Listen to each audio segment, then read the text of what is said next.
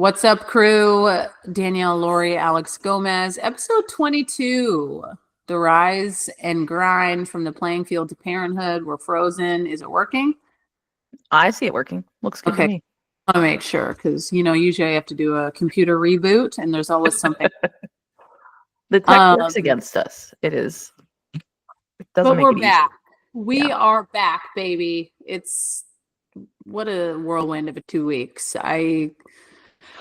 I didn't think that I anticipated this to be as stressful in my life as it has been. Not to say that I'm like complaining about it, but that was the absence of the podcast for the last little bit. Like, yeah, even trying to find time to do it was a tough task for me. But like moving after 10 years of being in a house, like that's intense. It's like, it takes a lot. It's a lot to go through everything. It's a lot to get it all organized after kind of like, you don't get lazy, but you just kind of like everything has its spot and like it just is there. And so when you have to like redo all that and shift everything, and it's a lot. And you made it. You're on the other side.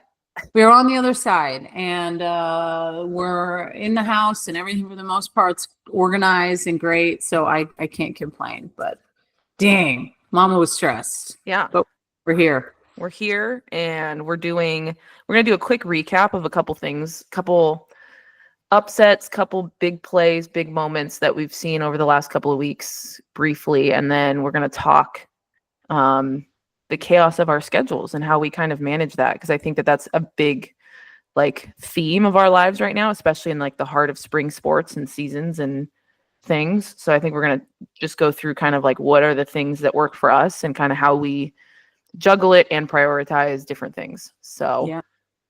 This weekend, boom, what you got? I feel like there were so many big games, a lot of big matchups, which we're going to see as conference gets into the thick of it. I feel like the conferences schedule it on purpose, certain ways, like they want certain matchups in certain times of the year. And like we won't see OU versus Texas until the end, but I think the big talk of the weekend was Tennessee coming out with 2 of the games, winning the series over OU at home at Love's Field. Mm-hmm. What are your thoughts on that matchup? That was intense. I think Oklahoma kind of knew what they're getting themselves into once they're in the SEC, right? Mm-hmm. Like, that's not a knock on the Big 12 of the previous years, but when you look at the SEC as a whole and numbers and the consistency every single year, like to go undefeated and not, that was the expectation. But I think when you're someone like Patty Gasso and you've been so fortunate to have 4 national championship teams in a row and the caliber of the experience in those athletes, it's probably a different shift having so many freshmen and just a different mix. Dynamic. So, I think when I look at it as a whole, they have the key components offensively and defensively. I just think for the pitching, that really is kind of the biggest question mark. And I said that earlier on in the year, right? Mm-hmm. Like, who's kind of going to be like, I know they have Sam Landry and everyone keeps saying that. And I think Sam Landry is a damn good pitcher, but I don't know, like when I think of like Kelly Maxwell last year and what she was able to do for them when it came down to the home stretch and the pressure and the postseason, mm-hmm. Landry could very well do, but to me, their pitching hasn't been up to par. Offensively, they can swing it, they can score runs, but they're just giving up too many runs. And that can't happen when you get to, these big, close, intense games. Like that had to be such a cool rivalry feel. And thinking about when I went back and watched a couple games late night, like I'm just thinking of Carlin Pickens coming into the game and the adrenaline rush and looking around and being like, bro, this is like what it's about. Like, this is what makes sports so cool. So mm-hmm. I loved it. I love the emotion of that Tennessee team. I think at times they don't win games or series that they're expected to. And I expect more from them with the caliber of peeps that they have in their circle, like in the program. The history. Yeah. At times, I think Tennessee has just dropped or lost games that they shouldn't. Like they hosted Alabama last year, won game 1, and then lost the next 2 and didn't make it to a Women's College World Series. And they probably had one of the best teams mm-hmm. ever Malloy and her being a senior, Peyton Gottschall, Carlin Pickens. Yep. So to me, it's like, what's the key ingredient for Tennessee to get over the hump, to go to Oklahoma City and to try to get back to the national championship? I think they have the right pieces. And this was a cool opportunity for them to showcase what it's like to play in Oklahoma, because at the end of the day, you do have to think, if you want to try to win a national championship, and there's a good chance you're going to have to roll through OU, whether it's in a super or in OKC, you're going to get a home crowd feel simply because it's in Oklahoma. It just is what it is. How do you endure that pressure, that feeling? And I felt like they did a really good job with it. So it was a fun series to watch. Yeah, it was intense the whole time. There were no blowouts. Like, it was well matched. I thought it was really good.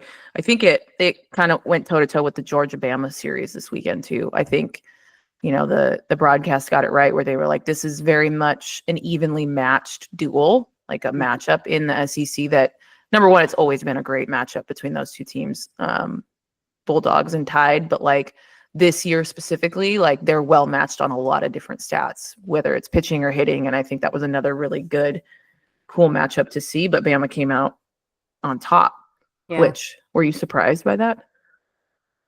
No, I think you hit the nail on the head. They're both really evenly matched.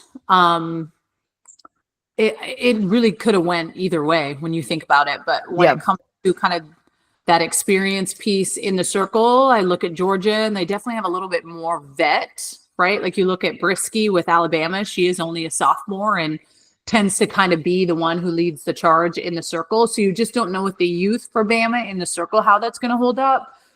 But I mean, they're always a team that fights and fights and fights and fights. You saw it at Tennessee last year in the Supers, right? Like, even when they're down a game, they fight law and do everything in their power. So they're dangerous when it comes to like that mentality. But then on the flip side, from someone that's played Georgia a lot throughout my college career, offensively, they are just always such a tough pass to go up against. They're just tough, and they have this mentality that they're just going to step in the box and destroy you.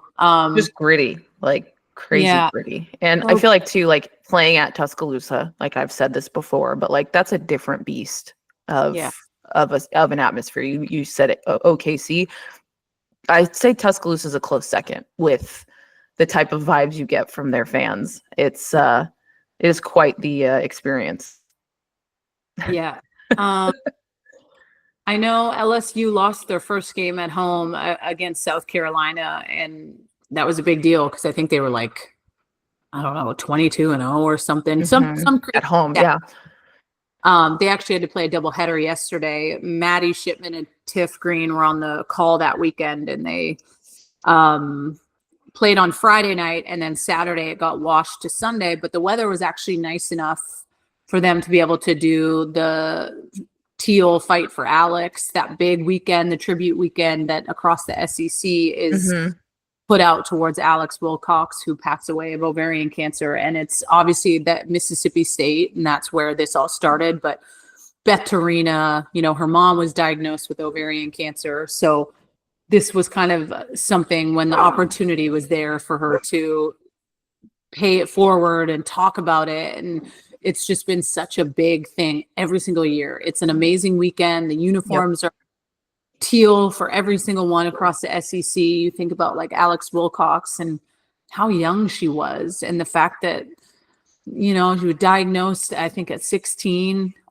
just shitty. And so to be able to spread awareness about this, I think, is so important, because they call it the silent killer. So I think it's amazing that they do this every single year in week 8, dedicate it towards, ovarian cancer. Alex Wilcox, an amazing young lady.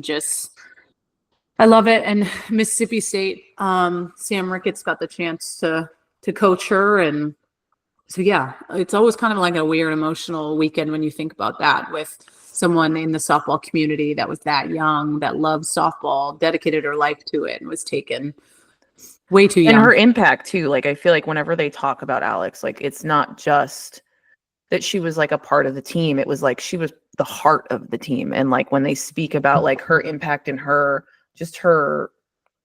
I don't know, like her dedication to softball, but also like the way that she impacted people with the time that she did have. Yeah. It's pretty moving. And I think, when you look at the series that Mississippi State had this weekend, in such an emotional weekend, you're playing number one Texas for a conference series. And that is just like when you're already already feeling all of those things, and then to go up and know that this is going to be a huge, huge series. So I think hats off to them to take one of those games from Texas and not, I mean, even if you don't win the series, just to have that one win this weekend when it means so much to them, I think I think it makes it that much sweeter that they took one from Texas. Especially game 1 too. Raylan Chafin, who transferred from LSU to Mississippi State, she's been so lights out this year. She's been really impressive to watch, and she just did a hell of a job Friday night, opening night, hosting the number one team in the nation. I think that goes on to show how well like she's been able to come in and just be a part of this Bulldog team. When she's on, they're tough because they can swing it. They can find a way to have the big clutch at bats. So that was cool. But just to go back to the ovarian cancer, I thought it would be good because they call it the silent killer, right? Like there's a lot of things that happen in women's bodies that we feel on the day to day, and the signs and symptoms of it like are things that we feel maybe every other day. It's like abdominal bloating or swelling, feeling full when eating quickly, weight loss, discomfort in the pelvic area, fatigue, back pain, changes in bowel movements such as constipation, and a frequent need to urinate. Listen, when you think of all those are things we think about every month. Yes. Yeah. So if you're getting to that point where it is a consistent month 3, month 4, and you feel these things, or even if you feel them after month 2, go and get checked. I don't know why, there's any reason to have to wait. Even if you're told that everything's perfectly fine, it's better peace of mind because they say it's a silent killer for a reason. And it's because we as women have that time of the month every month, and we feel probably 6, 7 of those these symptoms. Right. Well, and like the thing too is like if it's ovarian, it's a little bit quieter. It's something where like we're kind of told to just like deal with the symptoms of our monthly cycle. Like we just kind of are like, well, take some Midol, put a heating pad on and like move past it. Like you're going to be tired. You're going to be this, without acknowledging like, okay, you have these 5 things going on. Like, is it consistent? Is it getting worse? Is it getting better? And with ovarian cancer, it's quieter, but like with breast cancer, like you're looking specifically for lumps, right? Like that's kind of like you're looking for something physical, like different. Yeah. So I think that that's a big thing to focus on, is if something feels off, probably is. So don't be afraid to ask questions. Like it's not bad to try and like investigate further. Yeah. Yeah. And speaking of breast cancer, they actually publicly announced it on Monday that Coach Alameda, Florida State, was diagnosed with breast cancer, which I, heard from my teammate, Kaylee Rafter. We've played together forever. She coaches at Florida State, caught for me at the 2020 games. So obviously it's just like the shittiest news ever. Coacha is just one of the absolute best, probably one of the top 5 most impactful softball people that I've ever gotten the chance to be around. Like her love for the game is unmatched. So that one is tough. That one's tough. She's a fighter, and I know she's such a lover of softball, and she dedicates her life to it. So I hope that she gives herself the necessary rest and breaks. She has all the help and all the people in her corner. But I know how much there's times she's up in her office at 1 a.m. just making sure she responds to everyone's emails. So I hope, she takes the time to give her body and everything she needs to put herself first, even though she's always everyone else in team before her. Because this is something that can be beat. It's caught, as early as it possibly can be for her. So I just wishing her and that whole Seminole community such a, big, warm, big hug. I just can't imagine those girls on the team hearing that news, and their fearless leader is in tough right now. So and you feel so helpless. I feel like sometimes when you hear these like diagnoses, it's like, okay, you try and put yourself in the scenario, as uncomfortable as it may be, and it's like, okay, what would I want if I was in that unfortunate situation? And it's like all we can do is like we have no idea what it's like. So support, we're here if you need it, and just sending them all the best through the rest of the season, because that's not the kind of news you want to get mid-season like this, for sure. No. Well, that's all I got for like as far as softball stuff. Recapping. Oh, let me give a shout out quickly to Hawaii, who beat Fullerton this last weekend in a Big West matchup. Ooh. 2 games out of 3 at Fullerton, which is tough to do. Yeah. Which is where their first tournament's going to be held this year too. So I think it was good for them to go to Fullerton and beat them 2 out of 3. For the first time since 2013, they won that series at Fullerton. So it was a big deal for them. Yeah. Like, Coach Bob's last season had his little grandson Colt running around, which was cute. It's cool to see. But yeah, so give them a quick shout out. But other things we wanted to touch on. So Maddie has both sports going on right now, softball and soccer. Mm-hmm. What about Audrey? Is she just in soccer? No, she's Little League. Little League's, both my girls play it. So they have that multiple times a week with select softball, that is for Maddie, with soccer. So the weather is finally making it where we can do Actually play. Yeah. So when it comes to like conflicts, so we'll start with just like one kid having conflicts. So when Maddie has like more than one practice or more than one game, how do you guys prioritize which one that she goes to? Jeez. Honestly, I do still feel like we're trying to figure that piece out. I mean, it goes by what season you're in. I think that becomes the priority. And I would put her in positions to go to games if she has a practice. So for instance, she kind of got hurt on yesterday with soccer. So she's taken a couple days, but like tonight, she usually has her bullets practice, and we have the conditioning, and then we have weights and conditioning, and then we have a 2-hour softball practice. So we go 6 to 9. But if she had a Little League game tonight, I would have had her miss the bullet stuff to go to Little League, because I will at least say with Little League, like, she's getting some good innings. She's pitching a lot. It may not always be like the best ABs that she's getting when she steps in the box, but I do think that there's this attention to detail with getting reps, and reps impact you more than I think people understand. So when it comes to that stuff, I will prioritize games over practice, because we do practice a lot. We always find time to do that. The hard part is when you have soccer and softball at the same time. And majority of the time right now, I'm in the place where it's softball season, like April. Girlfriend has a tournament every weekend.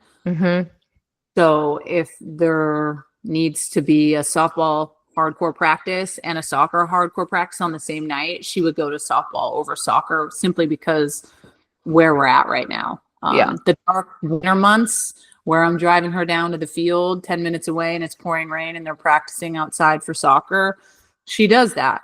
But when it comes to seasonal stuff, I don't ask. There's not like, oh, what do you want to do? Like, I don't think there's much in our lives that we do that for. I feel like we're still in the stage where our kids are young enough where it's like, it's kind of still up to us. And I'll make sure that it's known, like, hey, hon, it makes more sense in this situation for you to go to your Little League game tonight than probably to go and do practice. Or, hey, you got a tournament this weekend for softball. You have softball and soccer tonight. I think it's best that you go to softball practice, just so we make sure you're ready for the weekend. It's not like, hey, Maddie, what do you want to do? And I don't know, some parents may feel different about that and want the kid's opinion, but I do think sometimes we kind of help them make that decision for them and allow for their brains to know, like, oh, this is why I'm doing it. My train of thought. Yeah. She's still 11. And I hope every single year I can keep saying, oh, she's still 11, but she just seems to be getting too big. And then Audrey, it's kind of the same. She loves soccer. Like, her excitement going to soccer practice is pretty cute. She loves it. But she's also in Little League season. So like, she'll have to miss her soccer practice tomorrow night because she has a softball game, and she was bummed about missing soccer, but excited for softball. So the juggling act, I think, is the hardest thing for us. And I only have 2 kids. You have 4, and now you've added baseball. It's going. So, and then you add in my my work, which this last weekend was the last weekend that I'm home until I'm going to, fingers crossed, after Oklahoma City. I hope I get to go do studio stuff again. I never know until a little bit later, but Right. I have games every single weekend where I travel here in April, and then the first weekend of May, and then it's conference tourney, regionals, Regional. Yep. super. Mm-hmm. So stuff is real here. Yeah. It's my favorite time of the year, but it's Mm-hmm. just feel high stress now that we've kind of moved a little bit, and the kids' sports seem to get busier the older they get. Yeah. And I think the thing that we has come down to is very similar. It's what season are we in? We're in spring season, so baseball takes priority.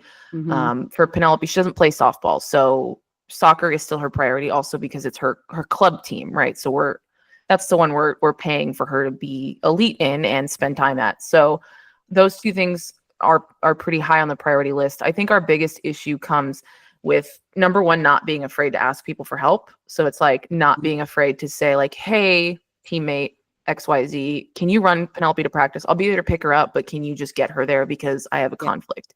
Yeah. It's being comfortable with other people helping is a huge thing. It's just the two of us here. We don't have family nearby. So like we really heavily rely on other people when we can. And we expect them to reciprocate that whenever they need to as well. So I feel like that trade-off becomes a big part of the parent relationship, is like anytime I can help, I offer. I can totally give you a ride. Because I know it's not always going to be like that. I know that I'm just as busy as the next person. So when I have the chance, I do offer that stuff.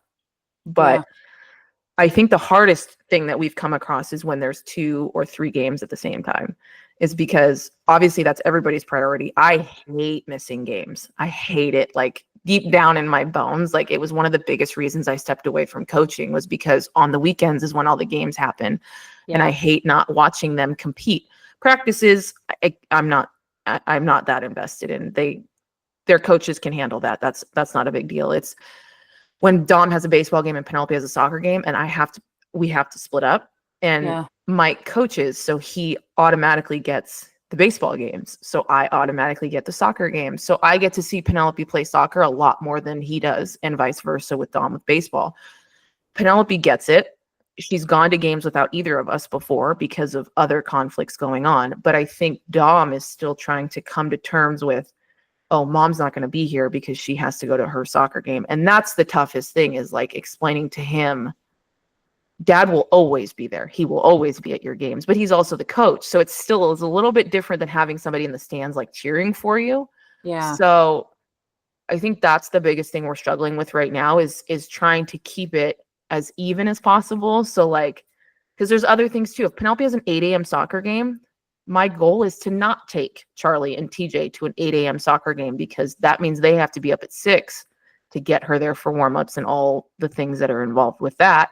Yeah. But then it's like, it's so important for us all to be there to cheer her on. So you're like weighing all these things out, is like, what are we doing after that? There's so many moving parts, but I think biggest things are making sure there's at least one of us at all the games. We're not all going to make it to all of them, but at least one of us is there. Being able to hand off whenever we need to other people, and like allowing, like kind of letting control of that go a little bit, is like not being afraid to say, hey, I need help. Can you help me?